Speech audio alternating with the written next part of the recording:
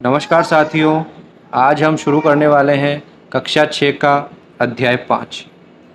इसका नाम है आज़ादी से पूर्व सरकार का स्वरूप। रविवार का दिन था। दिशा अपनी माँ के साथ गांव के पनघट पर पानी भरने गई थी। पानी लेकर आते समय उसने पनघट के पास बने हुए पुराने किले पर कुछ लोगों को घूमते हुए और फोटो खींचते हुए देखा।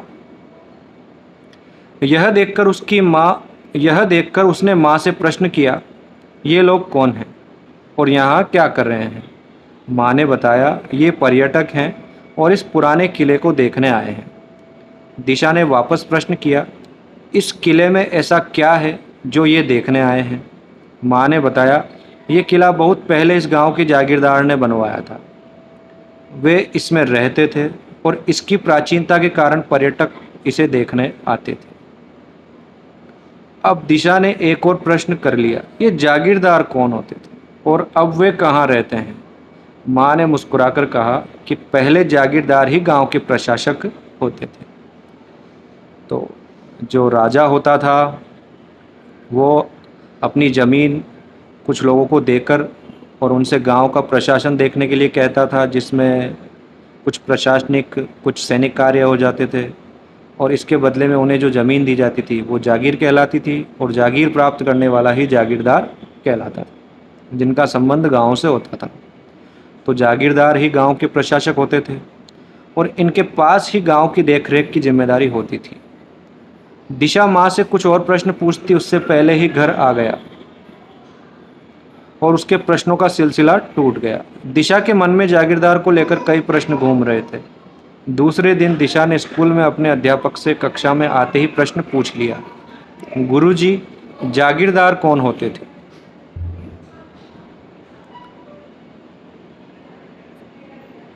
जागीरदार कौन होते थे और ये अब कहाँ गए?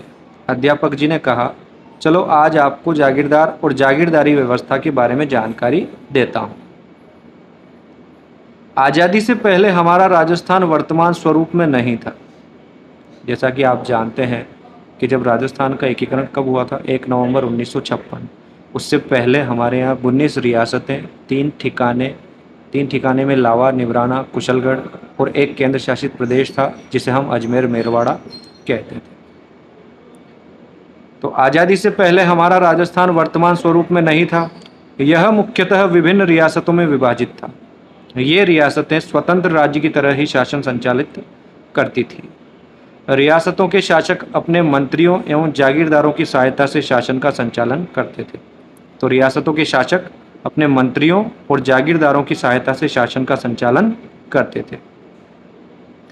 शासक शक्ति का सर्वोच्च केंद्र राजा होता था। तो शासक शक्ति का सर्वोच्च केंद्र कौन होता था? राजा होता था। शासन का यह प्रकार राजशाही शासन कहलाता था। राजशाही शासन का स्वरूप, राजस्थान की विभिन्न रियासतों राज्यों में सिसोदिया, अब सिसोदिया कहाँ के थे? मेवाड़ के। राठौड़ मारवाड़ के थे। बीकानेर के राठौड़ प्रसिद्ध हैं। कछवाहा, ये आमेर जयपुर के हैं।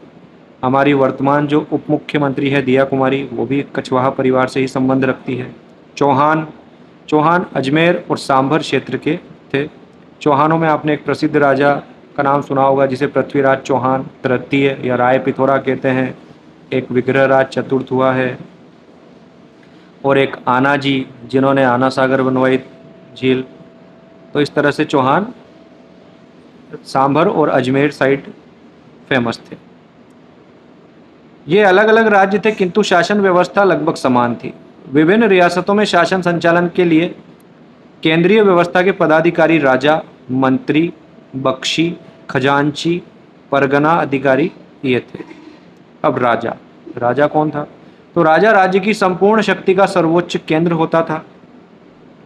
सामान्यतः राजा अपने सलाहकारों एवं मंत्री परिषद के सदस्यों के सहयोग से ही शासन संचालन करते थे। मंत्री, तो राजा अपने शासन कार्य में सहायता हेतु मंत्रियों की नियुक्ति करते थे। तो राजा अपने शासन कार्य में सहायता के लिए मंत्रियों की नियुक्ति करते थे। प्रमुख मंत्री को दीवान कहते थे। अब प्रमुख मंत्री को क्या कहा जाता था? दीवान। राजा समय समय पर इनसे मंत्रणा करके राज कार्य की जटिल समस्याओं को सुलझाते थे। बख्शी। सेना को वेतन देने और सेना संबंधी अन्य कार्यों की जिम्मेदारी बख्शी की होती थी। छोटी परीक्षाओं में हमसे प्रश्न पूछा जा सकता है कि सेना को वेतन देने और सेना संबंधी अन्य कार्यों की जिम्मेदारी किसकी होती थी, तो बख्शी की होती थी। बख्शी को मीर बख्शी भी कहते थे। खजांची, तो आमदनी और खर्च के हिसाब को संतुलित रखना और बचत को सुरक्षित कर राजकोष में वृद्धि करना ही खजांची का कार्य था। क्या था खजांची का कार्य? आमदनी और खर्च के हिसाब को संतुलित रखना और जो बचत होती थी उसे सुरक्षित करके राजकोष में वृद्धि करना खजांची का कार्य होता था। यानी कि ये राजा को धनवान और धनवान बनाता ही जाता था, यही इसका कार्य था और ये हिसाब किताब देखता था।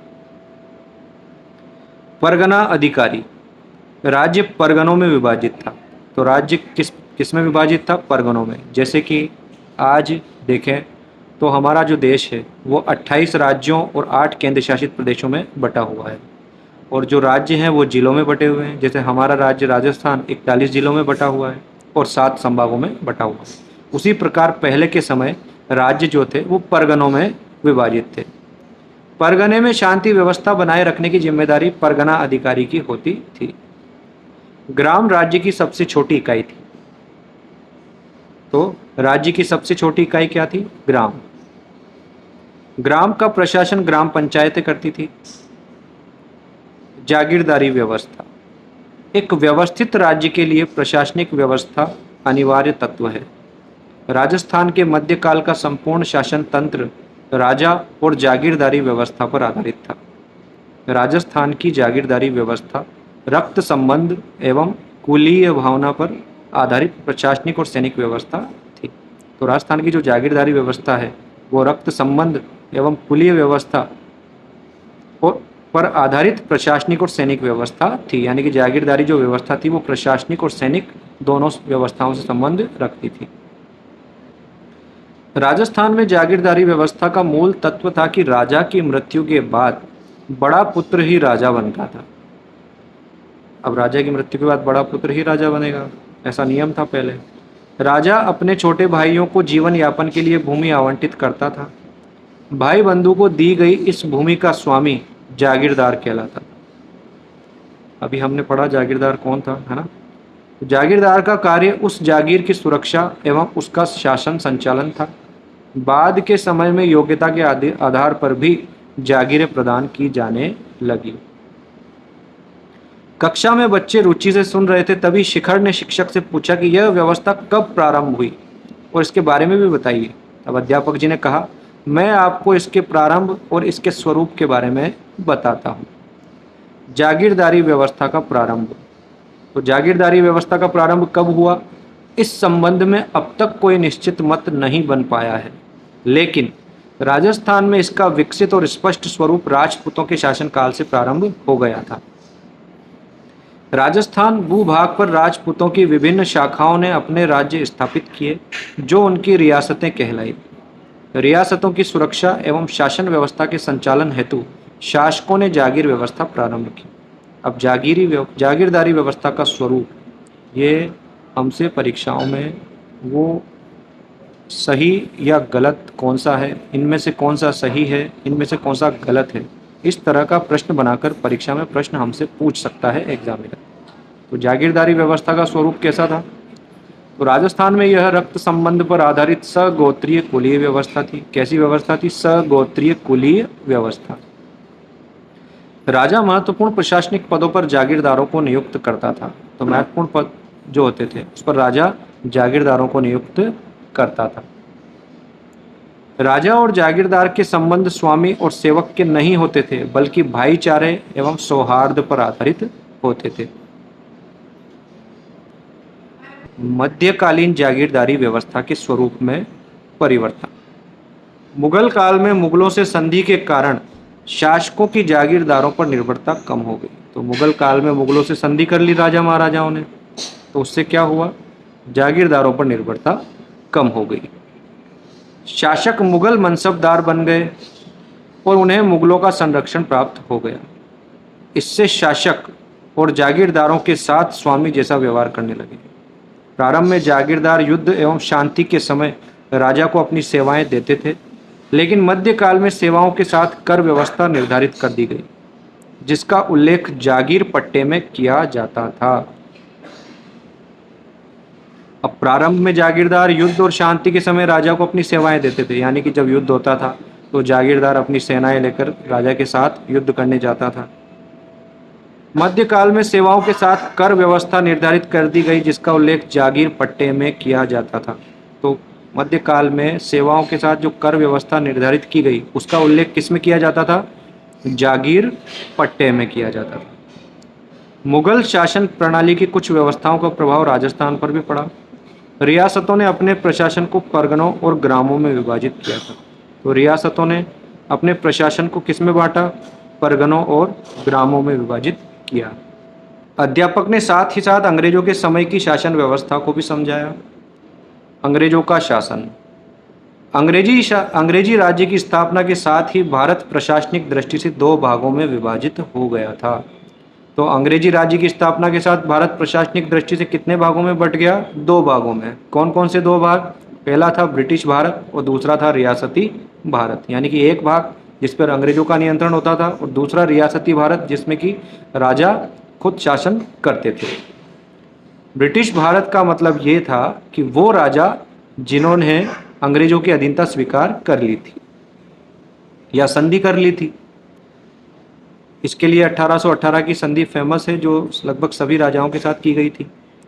ब्रिटिश कालीन भारत केंद्र शासित प्रदेशों एवं 11 प्रांतों से बना हुआ था। तो ब्रिटिश कालीन भारत केंद्र शासित प्रदेश और 11 प्रांतों से बना हुआ था। सभी प्रांतों के अलग अलग गवर्नर थे, जो कि भारत के गवर्नर जनरल के प्रति उत्तरदायी होते थे। और इन गवर्नर जनरल के अंतर्गत भी एजेंट टू गवर्नर जनरल होते थे, जो कि हर रियासत पे वो रहते थे, हर रियासत स्तर पर। जब 1857 की क्रांति हुई तब भारत का गवर्नर जनरल कौन था? तो लॉर्ड कैनिंग था। और राजस्थान का गवर्नर कौन था उस समय? तो वो था पैट्रिक लॉरेंस। 1857 की क्रांति के बाद ईस्ट इंडिया कंपनी का शासन समाप्त हो गया। अब जब 1857 की क्रांति हुई तो आप जानते हैं कई लोगों ने इसे सैनिक विद्रोह कहा, किसी ने इसे राष्ट्रीय विद्रोह कहा, किसी ने इसे पहला स्वतंत्रता संग्राम की लड़ाई कहा। अब 1857 के समय अगर हम देखें तो जयपुर में जो एजेंट टू गवर्नर जनरल था वो ईडन था, भरतपुर में मॉरिसन था, सिरोही में जेडी हॉल था, कोटा में मेजर बर्टन था और जोधपुर यानी कि मारवाड़ में मैक मैसन था। और 1857 की क्रांति जब असफल हुई तो उसके बाद शासन अंग्रेज़ों की जो ईस्ट इंडिया कंपनी थी उसका शासन तो समाप्त हुआ और अब भारत के प्रशासन का नियंत्रण सीधा इंग्लैंड के ताज और संसद के नियंत्रण में आ गया। यानी कि 1857 के बाद से भारत प्रशासन सीधा इंग्लैंड से होता था, जो कि वहाँ की संसद करती थी। लॉर्ड कैनिंग को गवर्नर जनरल के साथ साथ भारत का प्रथम वायसराय नियुक्त किया गया। अब यहाँ सवाल बनता है, भारत का अंतिम गवर्नर जनरल कौन था? तो लॉर्ड कैनिंग। भारत का प्रथम वायसराय कौन था? तो लॉर्ड कैनिंग। ये दोनों ही तरह से आपको इसे ध्यान रखना होगा। अंग्रेज सरकार द्वारा विभिन्न अधिनियम पारित करके भारत का शासन संचालन किया जाने लगा। 1935 ईस्वी का भारत सरकार अधिनियम, जिसे 1 अप्रैल 1937 को लागू किया गया। तो 1935 ईस्वी का भारत सरकार अधिनियम जो है उसे 1 अप्रैल 1937 को लागू किया गया। आप जानते होंगे कि भारत के संविधान में बहुत बड़ा हिस्सा 1935 ईस्वी के भारत सरकार अधिनियम से ही लिया गया है। तो 1 अप्रैल 1937 को इसे लागू किया गया के द्वारा अजमेर मेरवाड़ा के प्रशासन में परिवर्तन लाया गया। तो 1935 के अधिनियम के द्वारा ही अजमेर मेरवाड़ा के प्रशासन में परिवर्तन लाया गया। अब इसे विदेश एवं राजनीतिक विभाग के स्थान पर भारत सरकार के गृह विभाग के अंतर्गत लाया गया। गृह विभाग के अंतर्गत लाने का प्रमुख प्रभाव यह हुआ कि अब इस क्षेत्र के सभी कानून संघीय कार्यपालिका द्वारा बनाए जाने लगे, न कि गवर्नर जनरल के द्वारा। पहले कौन बनाता था? 1935 ईस्वी के भारत सरकार अधिनियम के पहले गवर्नर जनरल। 1935 के अधिनियम के बाद कौन बनाता था? तो संघीय कार्यपालिका। देश की आज़ादी के बाद राजस्थान के एकीकरण की प्रक्रिया शुरू हुई, जो 7 चरणों में हुई, आप ये जानते हैं। राजस्थान की प्रथम विधानसभा के लिए 1952 ईस्वी में चुनाव हुए। तो राजस्थान की प्रथम विधानसभा के लिए चुनाव कब हुए? 1952 में। और टीकाराम पालीवाल प्रथम निर्वाचित मुख्यमंत्री बने। तो राजस्थान के प्रथम निर्वाचित मुख्यमंत्री कौन थे? टीकाराम पालीवाल। तो ये पाठ समाप्त हुआ। अब शब्दावली देखते हैं। जागीर पट्टा। तो जागीर पट्टा क्या होता है? वह पत्र जिसमें शासक द्वारा प्रदान की गई जागीर का उल्लेख होता था। मनसबदारी, तो मुगल काल में प्रचलित एक प्रशासनिक प्रणाली मनसबदारी कहलाती थी। निर्वाचित यानी कि चुना हुआ। सेना को वेतन देने तथा सेना संबंधी अन्य कार्यों की जिम्मेदारी होती थी। तो किसकी जिम्मेदारी होती थी? बख्शी की। राजस्थान के प्रथम निर्वाचित मुख्यमंत्री कौन थे? अभी ही हमने देखा है, टीकाराम पालीवाल। अब हमें मिलान करने वाले प्रश्न देखने हैं। तो ग्राम, ग्राम क्या थे? राज्य की सबसे छोटी इकाई। मनसबदारी, मुगल कालीन प्रशासनिक व्यवस्था। और जागीर पट्टा, तो वह पत्र जिसमें शासक द्वारा प्रदान की गई जागीर का उल्लेख होता था। मैंने इस पाठ से कई कंपटीशन एग्जाम में जो सवाल पूछे गए हैं वो कुछ प्रश्न लिखे हैं, हम उन्हें भी देख लेते हैं। महत्वपूर्ण प्रश्न। महत्वपूर्ण प्रश्न। तो राजस्थान के प्रथम निर्वाचित मुख्यमंत्री कौन थे? टीकाराम पालीवाल। सेना को वेतन देने तथा सेना संबंधी अन्य कार्यों की जिम्मेदारी किसकी होती थी? बख्शी की। राजस्थान में राजशाही शासन के दौरान प्रमुख मंत्री को क्या कहते थे? तो दीवान कहते थे। राजस्थान में राजशाही शासन के दौरान प्रमुख मंत्री को क्या कहते थे? दीवान। ये प्रश्न नंबर 2 और प्रश्न नंबर 3 जो हैं ये किसी एग्जाम में पूछे नहीं गए हैं, ये मैंने यहाँ ऐसे बना के लिख दिए हैं। हो सकता है ये आगे पूछ लिए जाए। अब भारत का प्रथम वायसराय कौन था? तो लॉर्ड कैनिंग। ये कई परीक्षाओं में पूछा गया है। राजस्थान की प्रथम विधानसभा के लिए चुनाव कब हुए? 1952 में।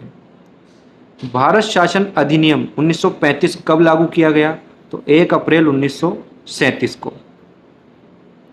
राज्य की शक्ति का सर्वोच्च केंद्र कौन होता था? तो राजा होता था।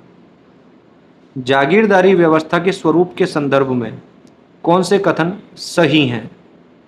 तो राजस्थान में यह रक्त संबंध पर आधारित सगोत्रीय कुलीय व्यवस्था थी। यह बिंदु बिल्कुल सही है। राजा महत्वपूर्ण प्रशासनिक पदों पर जागीरदारों को नियुक्त करता था। ये कथन भी सही है। राजस्थान के मध्यकाल का संपूर्ण शासन तंत्र राजा और जागीरदारी व्यवस्था पर आधारित था। तो ये भी सही है। तो इसका उत्तर हो जाएगा उपरोक्त सभी सही है। तो साथियों, ये पाठ हमारा यहीं समाप्त हुआ। अब हम जल्द ही अगले पाठ को देखेंगे। तब तक के लिए आपका धन्यवाद। अगर आप नए हैं तो चैनल को सब्सक्राइब भी किया करें और अपने दोस्तों के साथ शेयर करें यदि आपको ये वीडियो अच्छी लगती है, काम की लगती है। तो इसी के साथ मैं अपनी वीडियो को यहीं विराम देता हूँ। जय हिंद, जय भारत।